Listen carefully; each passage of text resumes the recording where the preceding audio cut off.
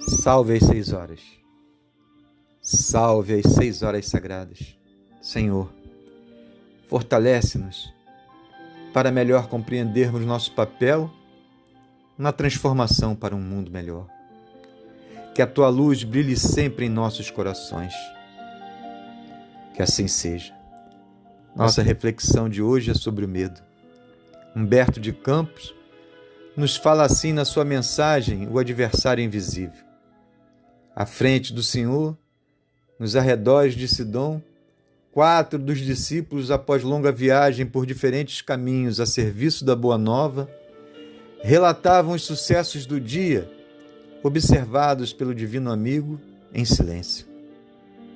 Eu, dizia Pedro, sobre forte impressão, fui surpreendido por quadro constrangedor de impiedoso capataz que batia cruelmente sobre o dorso nu de 3 mães escravas, cujos filhinhos choravam estarrecidos.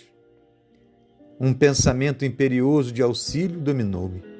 Quis correr em nome da Boa Nova sem detença, para socorrer aquelas mulheres desamparadas. De certo, não entraria em luta corporal com o desalmado fiscal de serviço, mas poderia, com uma súplica, ajudá-lo a raciocinar. Quantas vezes um simples pedido que nasce do coração pode aplacar o furor da ira? O apóstolo fixou um gesto significativo e acentuou: no entanto, tive receio de entrar na questão que me pareceu intrincada. Que diria o perverso disciplinador? Minha intromissão poderia criar dificuldades até mesmo para nós. Silenciando Pedro, falou Tiago, filho de Zebedeu. No caminho de vinda para cá, fui interpelado por jovem mulher com uma criança ao colo. Arrastava-se, deixando perceber profundo abatimento. Pediu-me socorro em voz pungente e, francamente, muito me conduída e infeliz, que se declarava infortunada viúva. Sem dúvida, era dolorosa a posição em que se colocara, e num movimento instintivo de solidariedade, ia oferecer-lhe o braço amigo e fraterno, para que se apoiasse e continuasse a caminhar. Mas recordei, de súbito, que não longe dali estava uma colônia de trabalho ativo. Tiago silenciou-se por um instante e, um tanto desapontado, prosseguiu. Pensei, e se alguém me visse em companhia de semelhante mulher? Poderiam dizer que ensino os princípios da Boa Nova e, ao mesmo tempo, sou motivo de escândalo. A opinião do mundo é descaridosa. Outro aprendiz adiantou-se. Era Bartolomeu, que contou o espantadiço. Em minha jornada para cá, não me faltou desejo à sementeira do bem. Todavia, que querem? Apenas avistei e conheci do ladrão. Vi-o a gemer sob 2 figueiras farfalhudas durante longos minutos, no transcurso dos quais me inclinei a prestar-lhe assistência rápida. Pareceu-me ferido no peito em razão do sangue que brotava-lhe da túnica, mas tive receio de inesperada incursão das autoridades pelo local e fugi. E se me apanhassem ao lado dele, que seria de mim? Calando-se Bartolomeu, falou Felipe. Comigo, os acontecimentos foram diversos. Quase ao chegar a Sidom, fui cercado por uma assembleia de 30 pessoas, rogando conselhos sobre a senda da perfeição. Desejavam ser instruídas quanto às novas ideias do reino de Deus e dirigiam-se a mim, ansiosamente. Contemplavam-me, simples e confiante. Todavia, ponderei as minhas próprias imperfeições e senti escrúpulos. Vendo-me ruído de tantos pecados e de escabrosos defeitos, julguei mais prudente evitar a crítica dos outros, pois a ironia é um chicote inconsciente. Por isso, emudeci e aqui estou. Jesus continuava silencioso. Mas Simão Pedro caminhou para ele e indagou: Mestre, que dizes? Desejamos efetivamente praticar o bem, mas como agir dentro das normas de amor que nos traças, se nos achamos em toda parte do mundo rodeados de inimigos?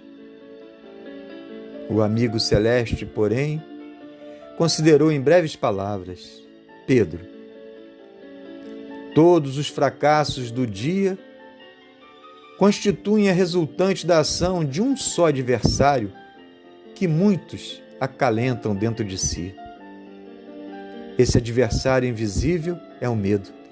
Tiveste medo da opinião dos outros, Tiago sentiu medo da reprovação alheia, Bartolomeu asilou o medo da perseguição e Felipe guardou o medo da crítica. Aflito, Pedro, o pescador de Cafarnaum, interrogou: Senhor, como nos livraremos de semelhante inimigo? Jesus sorriu compassivo e respondeu: Quando o tempo e a dor difundirem entre os homens a legítima compreensão da vida e o verdadeiro amor ao próximo, ninguém mais temerá. Em seguida, talvez porque o silêncio pesasse em excesso no ambiente, Jesus afastou-se sozinho na direção do mar. E tendo medo, escondi na terra o teu talento. Na parábola dos talentos, o servo negligente atribui ao medo a causa do insucesso em que se infelicita. Recebera mais reduzidas possibilidades de ganho, contar apenas com um talento e temer a lutar para multiplicá-lo. Da mesma forma que aconteceu aos servidores invigilantes da narrativa evangélica, há muitas pessoas que se acusam pobres de recursos para transitar no mundo como desejariam e recolhem-se à ociosidade, alegando o medo da ação. Medo de trabalhar, medo de servir, medo de fazer amigos, medo de desapontar, medo de sofrer, medo da incompreensão, medo da alegria, medo da dor, e alcançam o fim do corpo como sensitivas humanas sem o mínimo esforço para enriquecer a existência. Na vida, agarram-se ao medo da morte. Na morte, confessam o medo da vida. E a pretexto de serem menos favorecidos pelo destino, transformam-se gradativamente em campeões da inutilidade e da preguiça. Minha irmã, meu irmão, se recebeste mais rude tarefa no mundo, não te atemorizes à frente dos outros e faze dela o teu caminho de progresso e renovação. Por mais sombria seja a estrada a que fostes conduzidos pelas circunstâncias, enriquece-a com a luz do teu esforço no bem, porque o medo não serviu como justificativa aceitável no acerto de contas entre o servo e o Senhor. Gerson Simões Monteiro, na sua oração do medo, nos diz que orar é um ato de fé, de confiança na bondade de Deus, que nos criou para sermos felizes por toda a eternidade. Portanto, minha irmã, meu irmão, nas horas em que nos sentirmos inseguros, busquemos as bênçãos da oração e oremos com toda a fé e convicção, dizendo assim: Jesus, diante de tua misericórdia, rogo a luz do entendimento para aceitarmos a divina vontade em qualquer circunstância da vida. Concede-nos, Senhor, forças e coragem a fim de vencermos nossas dificuldades e ajuda-nos para que jamais sejamos dominados pelo medo do que nos possa acontecer. Afasta de nós, Senhor, qualquer pensamento de insegurança, porque confiamos no Teu eterno amor, sabedores de que Deus a tudo preside e tudo deixa acontecer para o nosso bem.